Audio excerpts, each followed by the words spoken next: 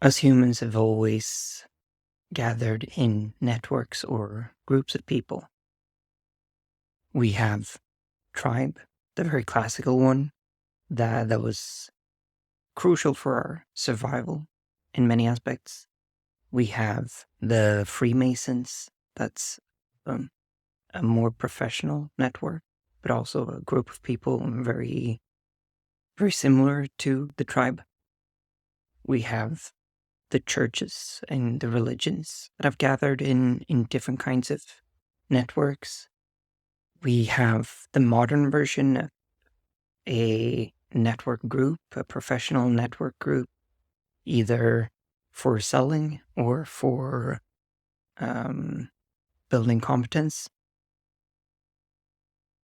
And I think the access to the right networks and the networks you want to be part of is going to become increasingly harder and more expensive over the coming time.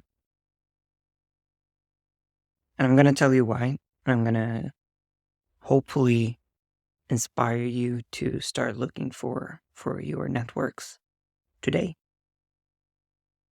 This is Caspian with a riff on networks.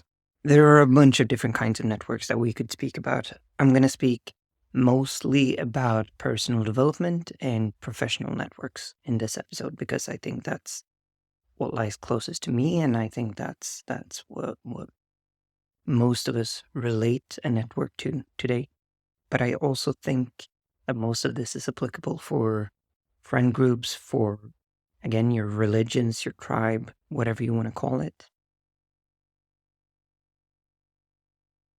I think network, having a access to or being a part of a vast variety of networks and or the right networks, meaning hard to access or filled with people that are otherwise hard to access. I think that's power today. As I spoke about in the last episode, information is free, knowledge is free, or close to free at least. It's more accessible than ever before. Networks aren't, people aren't. And getting access to the right person is becoming increasingly harder. And by the right person, I mean someone who you look up to, who holds some kind of power, be that they being a CEO or a celebrity or just a very busy person. Getting access to their time is becoming harder because time is seen as a resource today in a way that I don't think it has been before, as well as we actually have a theoretical access to them through the internet. I could tweet at Bill Gates and say, hey, I have this question about X, Y, Z. I could tweet at Elon and say, hey, I have a question. I could tweet at Beyonce and say, hey, I have a question. So I have theoretical access, but they can only respond to so many questions and inputs. The same goes for networks. If Elon, for example, is part of a mastermind, it's going to be very hard to get access to that mastermind unless he decides to put that up on the internet. Meaning, you're not going to get an invitation to his private mastermind group. Same probably goes for a local CEO who's CEO of a company that has a turnover of, say, $10 million in a small city in the middle of nowhere. Because they're quite busy. They value their time. And of course, it might be private. It might be their tribe that they're trying to protect or that they feel safe with. You're not going to take a chance on some random Swede who says, hey, I want to be a part. There are a couple of solutions to this. First off, today you can actually buy access to networks that are similar to the ones that you want to be a part of, or that are adjacent even, or possibly even overlapping. For example, you can buy a Patreon membership to someone you look up to and be part of their monthly Zoom meetings and actually get to speak to them. Or you can be part of their Twitter subscribers and be a part of their circles that they're hosting. Or you can find a close-knit group that host a salon on Interintellect, things like that. You can get access to networks that are what you want them to be, or that contain people that you want to get to know or be friends with, or that you're inspired by, or that you want to learn from. It's either going to cost you money, that's one solution, or you're going to have to gamble on trust. Meaning, you're gonna have to actually get access to that person, saying, "Hey, I got your phone number from X or from here," and you have to build a relationship, build their trust, and then ask or get invited. That's another solution. Third solution to being part of a network that you really want to be part of is by creating it. And I've tried this a bunch of times. I've tried to create networks, hubs, masterminds. Some work, some are still ongoing. I have two of my closest friends that I regard as my mastermind group. And so we've created that network for the three of us. And we could invite other people if we wanted to. In other constellations, we've been 10, 20, even more people.